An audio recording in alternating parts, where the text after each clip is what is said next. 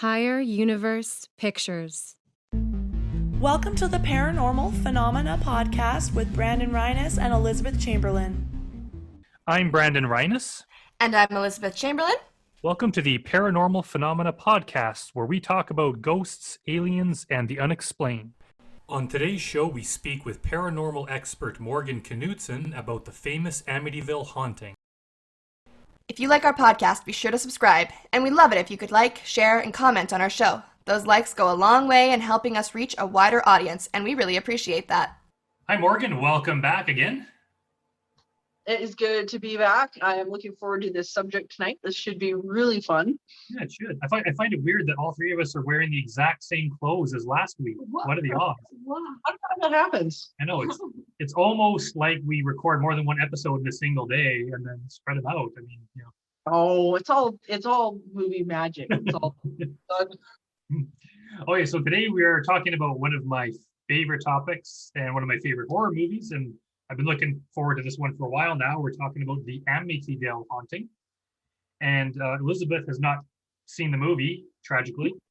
wow. Hell yeah. But she's going to learn all about it today. So if you want to start off with her questions. Yes, please, Morgan. Tell me, what is the Amityville incident and the incidents that preceded it? Well, the Amityville case is so layered, and it began, or what they felt like it began, back in, it was about 1974. It was November the 13th, I believe, and it started with a mass murder. A fellow by the name of Ronnie DeFeo ended up murdering his family. He came back to the house with a shotgun, and in this two-story house in Amityville, New York. And he killed his entire family, and it was so ugly.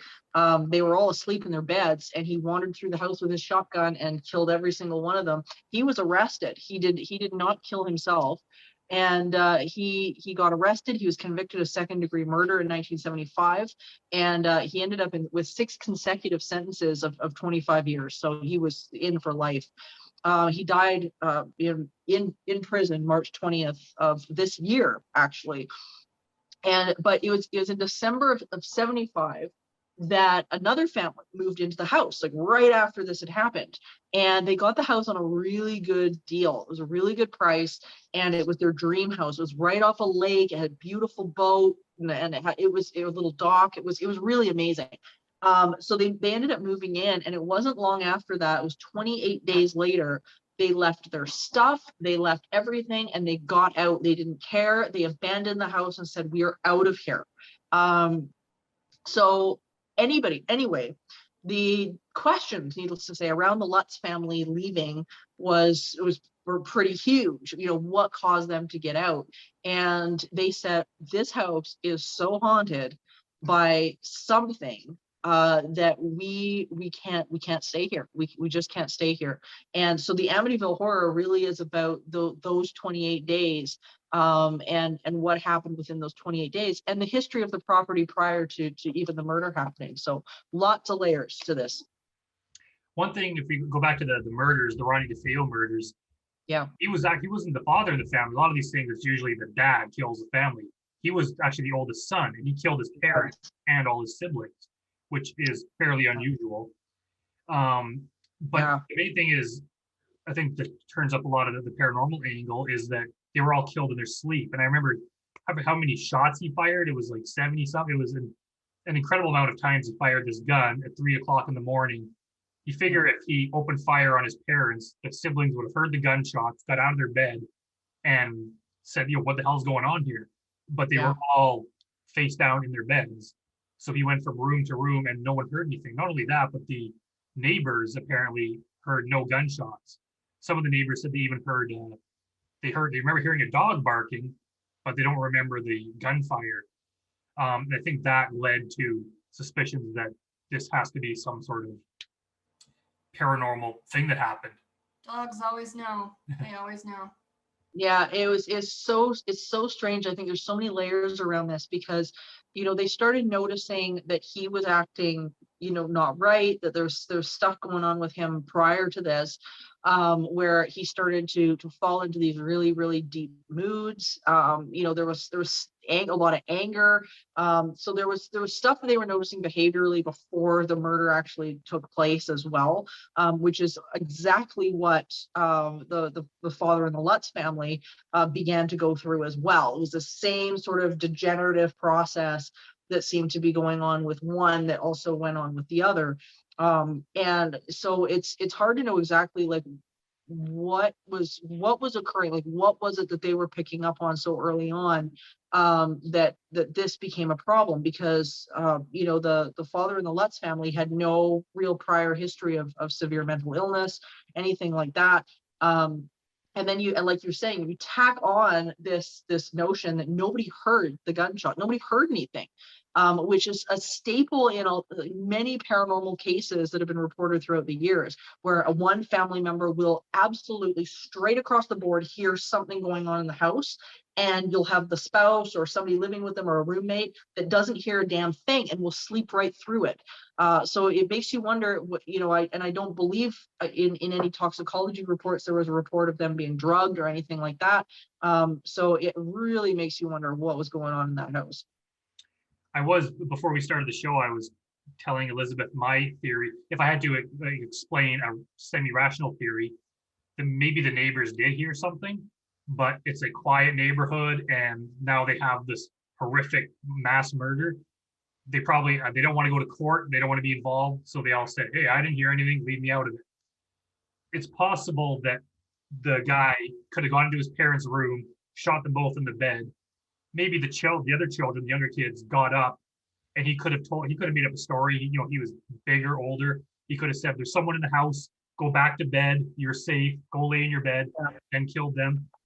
That's more likely than, I've heard theories from that there were evil spirits holding them down, things like that. And I think it's probably more likely that there is a rational explanation. Someone armed with a gun could order people around and tell them what to do. That could have happened. So maybe the murder itself was not it wasn't started like paranormally, but it still doesn't explain all the weird stuff that happened to the Lutzes. And just the fact that I think they were probably aware of the murders, but they would not be aware that there was an evil force that was basically that force. You're saying the same thing happened to George Lutz.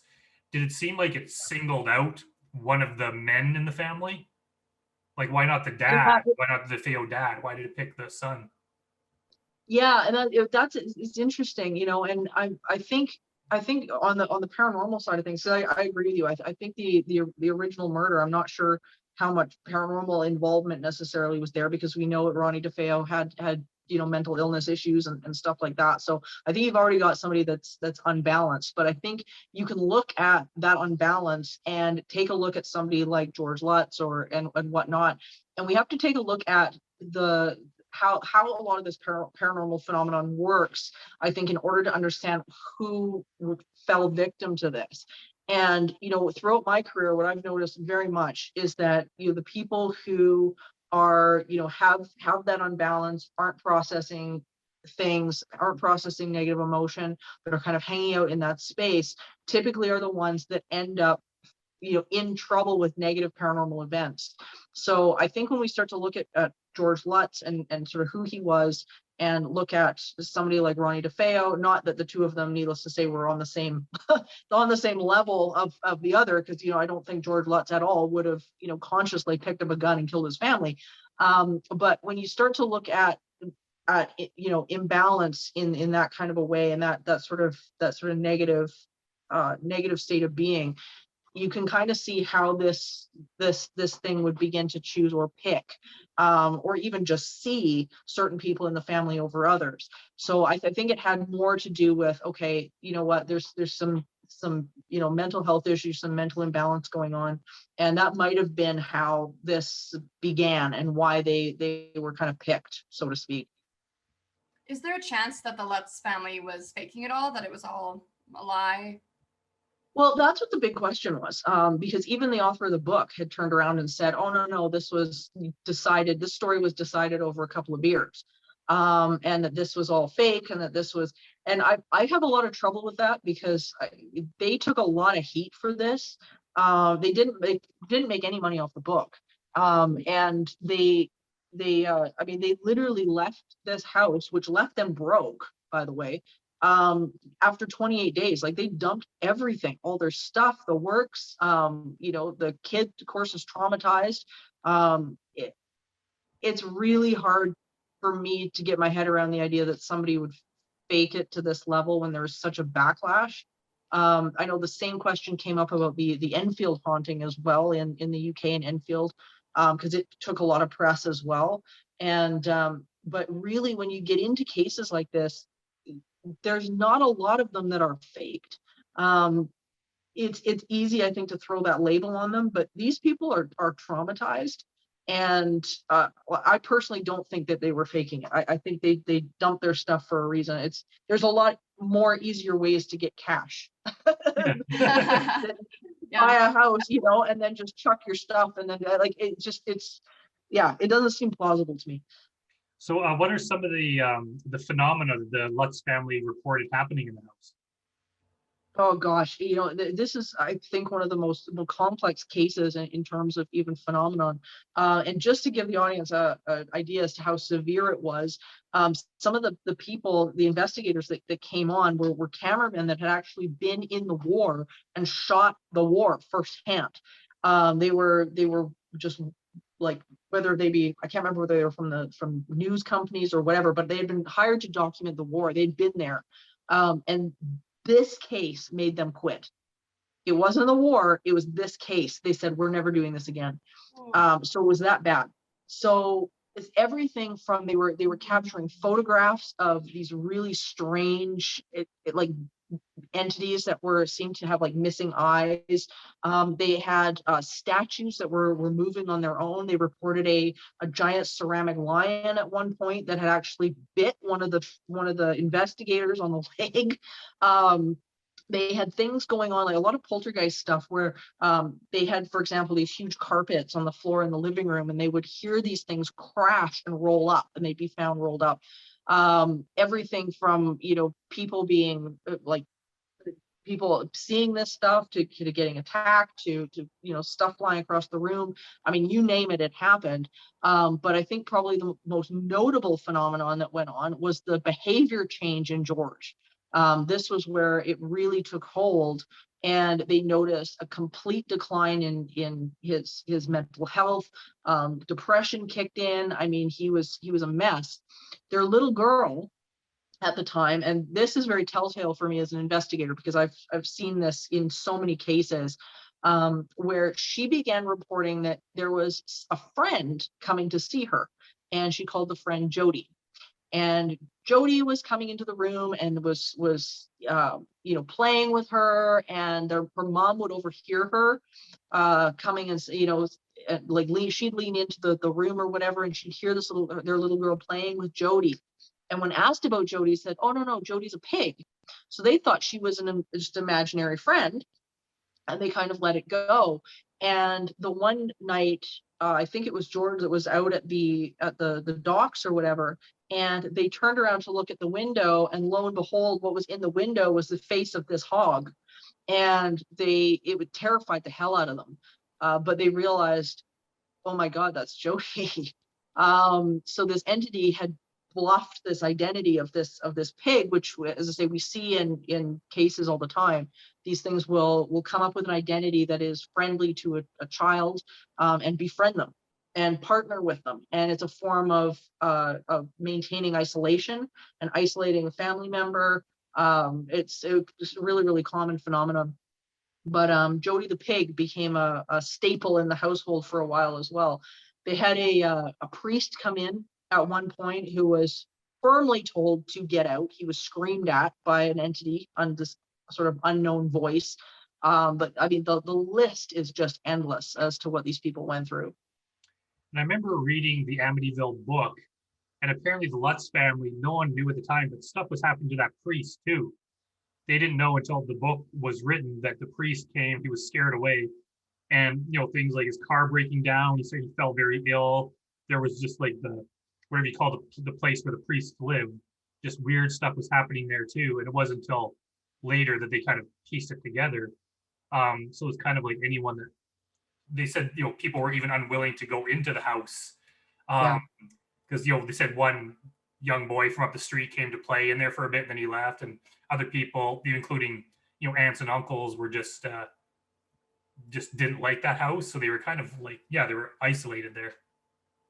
Yeah, and then that's the damn thing with a lot of these cases is that the number one weapon of any abuser is isolation, whether it be human or entity. And we see this in cases frequently where people don't know how to get help, or they are prevented from getting help. Where the help is terrified to come into the house or has been attacked themselves. So it, again, not an unusual thing to have happen in a situation this bad. And this gets really, really tricky because, of course, there's no one else there that can back you up. It's easier sometimes for people to just turn around and say, oh, no, it was a hoax, you're faking it. There's a lot of gaslighting that can go on in these cases, which is, I think, what they were facing much of the time. And, it's hard to get people to help you when they don't know how to help you. And people can tend to be really flaky in emergency situations like this. Anybody I think that has been through trauma of any kind, you find out real quick who your friends are. And when a situation like this happens, if you're coming and saying, I think this crazy stuff is happening to me, and my husband's in obvious mental health peril, we've got our daughter who she's in trouble, and they have so much going on, it's hard not to imagine that they didn't run into the same thing where people were deliberately walking away because they didn't know what to do. So, what happened with the house? Like, they abandoned their stuff.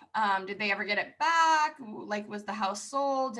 Was it demolished? What's up? Yeah, the house was sold, and it was actually moved off the property. And this is where it kind of got interesting as well. So the property in and of itself had a long history of interestingly enough, First Nations abuse that had gone on during that time period, long time before. So that the property itself had its own problems. And there was a lot of trauma, a lot of history that went on in regards to that. The house got moved up the property, and the reasons were kind of mixed. Some people said it was because there was just too many tourists coming through. Other people just seemed to say, oh no, it was sold, so we moved it, whatever. So, but anyway, the people that moved in afterwards, interestingly enough, didn't seem to have a problem. And a lot of people said, well, this must be the reason that it's a hoax, because hands down, if the Lutz family had this issue going on, why not this next family? But we see that often as well, where if you've got family members or one family that's sort of hanging out in one sort of vibrational frequency, emotionally, physically, in their way of being in the world. And then you've got a family who moves in that are not there. They're not resonating there. They're resonating on something, on a different frequency somewhere else. Maybe they're, happier people or whatever's going on. And they move in, it's very possible that they experience absolutely none of it. They're just simply not on the same frequency as that. Not to say that there hasn't been other stuff happen. There's been other owners that have said, no, we've experienced things as well. So it's really gone back and forth, which is typical in most haunted places. But you're even saying with the Enfield case, when we did that show, that the family after them, nothing happened, but the family after them, stuff did happen. Yeah, same thing. So it's definitely not an indicator that the family was lying about it. It can happen, and it's happened in multiple cases that I've dealt with over the years as well. It just is something that goes on. But the house was last sold recently here in 2017. It was sold for over $500,000. It was around $600,000 it went for.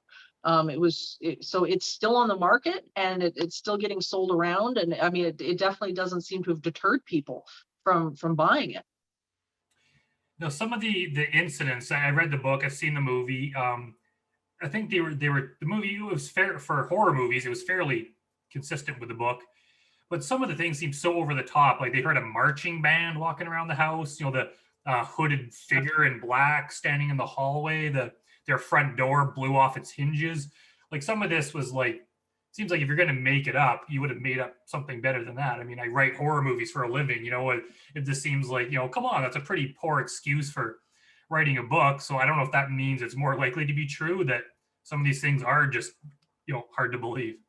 Well, yeah, and it's I don't know specifically about those incidents, whether or not they happen or not. But what's interesting is that, like, sometimes with negative hauntings, you get some really off the wall crap happening. Like the marching band thing would not entirely surprise me, believe it or not. It wouldn't totally shock me. Like they tend to mirror or mimic noises that they hear. These entities, they seem to they sort of find things that have been in the area, whether it be based on memories in the space or whatever's going on, but they will mirror and mimic the weirdest stuff. I've had a case here recently where the entity was actually mimicking one of the family dogs and was running around as this little Shih Tzu that was all weird. Like its face was weird, but it was running around the house looking like one of their Shih Tzus. And so they had 3 dogs instead of 2. So they'll come up with really odd things. We don't know why they do it. So it's hard to say what was true and what wasn't. The hooded figure it has been seen multiple times throughout paranormal history, but usually it's in response to a death, and it's usually only seen by somebody close to the person who has passed away.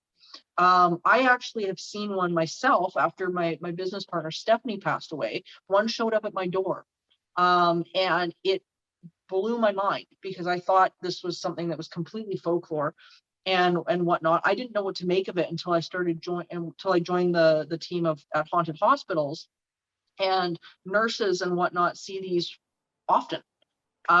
So that was new information for me. I did not know that. So I don't know. This one seemed a little out of place because usually, as I say, these hooded figures don't seem to show up in negative hauntings like this. They seem to be more associated with positivity and passing over. So yeah, it's really hard to know. I mean, these stories can get so odd that it becomes a crapshoot as to what's real and what not, once you get Hollywood involved anyway. Yeah.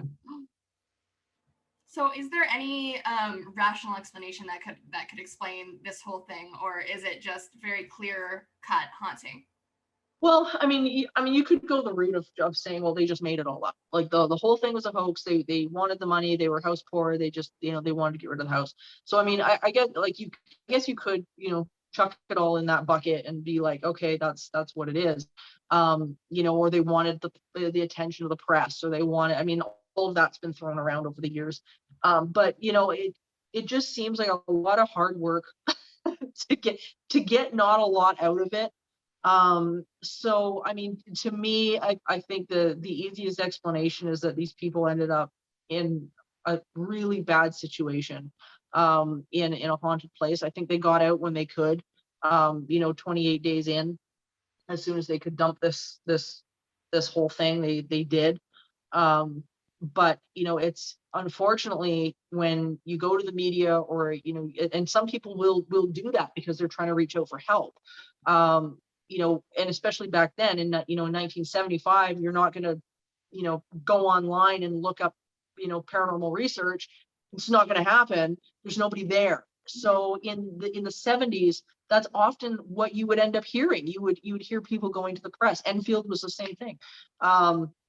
There was nowhere for them to go. But immediately when they do that, automatically it's, oh, well, they're doing it for attention. So it's a catch-22, but I think they ran into trouble with something they couldn't understand, and they did the best with what they could. Once they moved out and moved on, did things get better for them? Did they what happened? Yeah, it did. The mental health anyway of George seemed to improve. And they tried to disappear. Like they didn't really want to talk about any of this stuff. They really, I think, were trying to get out of it as much as they could. So as private as you can be, I think, after something like this. I've always kind of wanted to ask too, because I remember the book, it almost seemed to me like they tacked it right on the end of the book. It was might even be the last sentence in the book, it was right at the end. It said basically the Lutzes moved away to California, and then it says, and the phenomena followed them everywhere they went, something like that. But Yeah. they never got into detail, and I've never heard that anywhere else. So I don't know if they just added that to make the book exciting at the end, or Yeah, I never heard that either.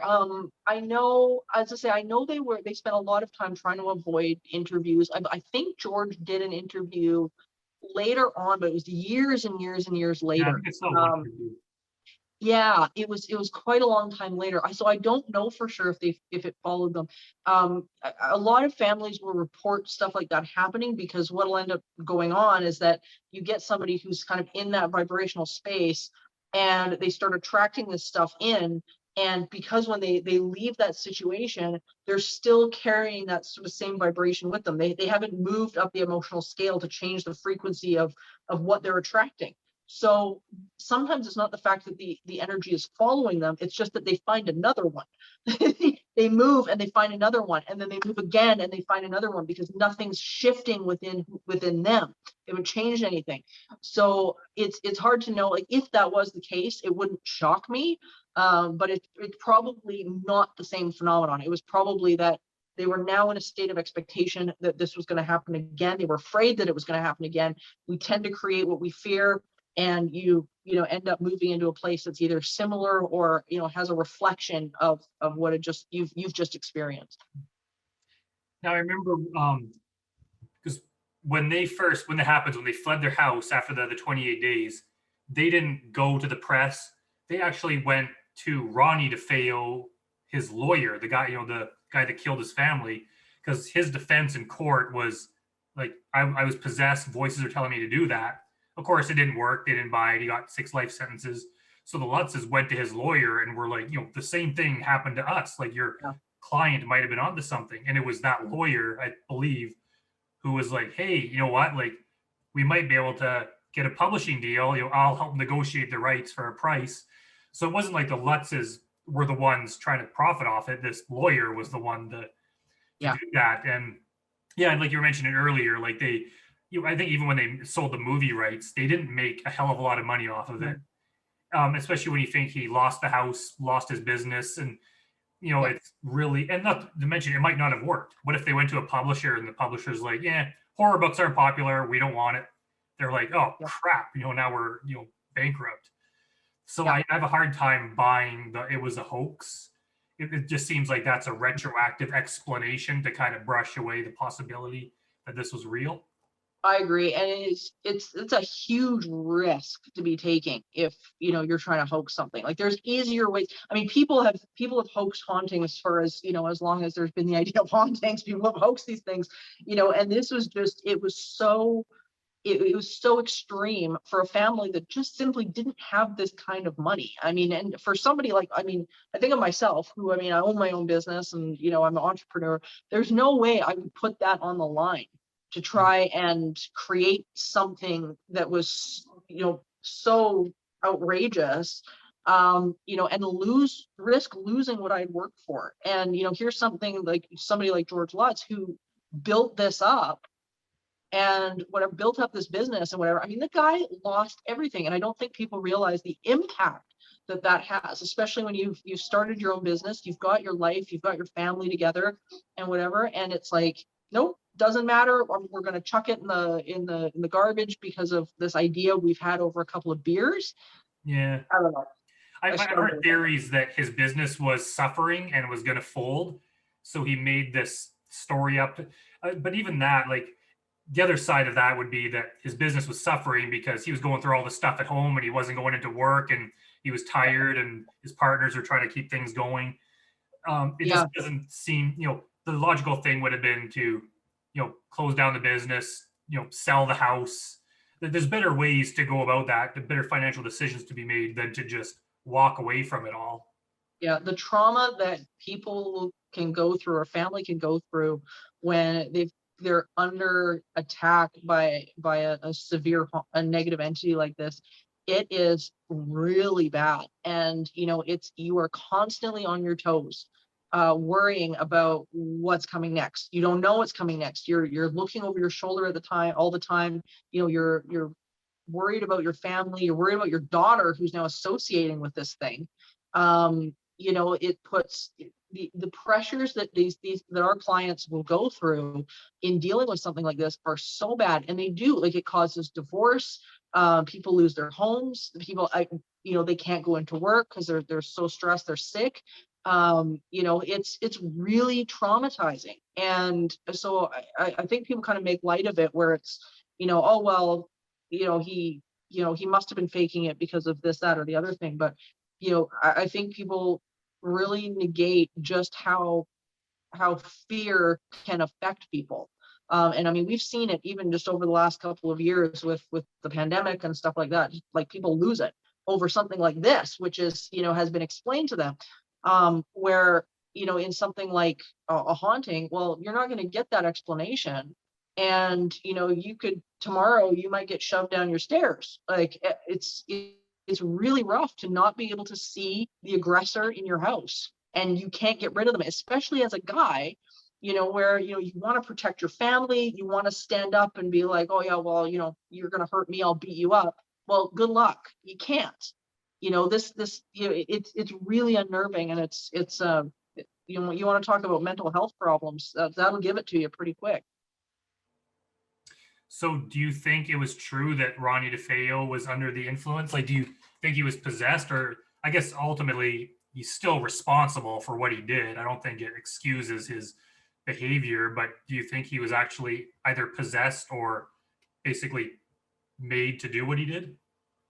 No, you know, you hear him interviewed now, and he's, you know, he's been on medication now for quite a while, and stuff like that in recent interviews, and he doesn't bring that up any longer. So it's really hard to know whether or not, you know, something was going on there, and he was, you know, was under the influence of something external, or whether his mental health issues and the murder and the attack actually manifested the entity that was there, that it sort of was born from the trauma of what had happened.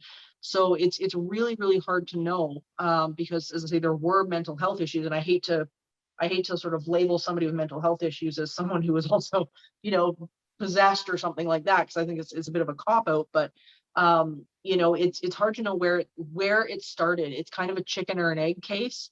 You know, and it could have been a combination of both. You know, here there's been many cases over the years where there's been someone who, you know, because of the mental health issues involved, you know, has attracted and manifested something like this, and it sort of snowballed.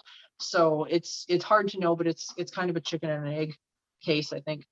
It's a very fascinating case. I've read several books on it, some of them bizarre, some of them pretty cool, but I love that book. I've read it a few times. I've seen the movie a bunch of times. The 2005 movie, they kind of changed everything, and it was pretty crappy as far as I'm concerned. But I'd recommend anyone that hasn't watched those movies, like Elizabeth, should really check it out, because it's well done, and it's another one, you know, like last episodes, we may never really know. It's one of those things where maybe they were faking it, maybe not. There's no way to ever tell. You kind of have to, I guess, look at the evidence and make up your own mind.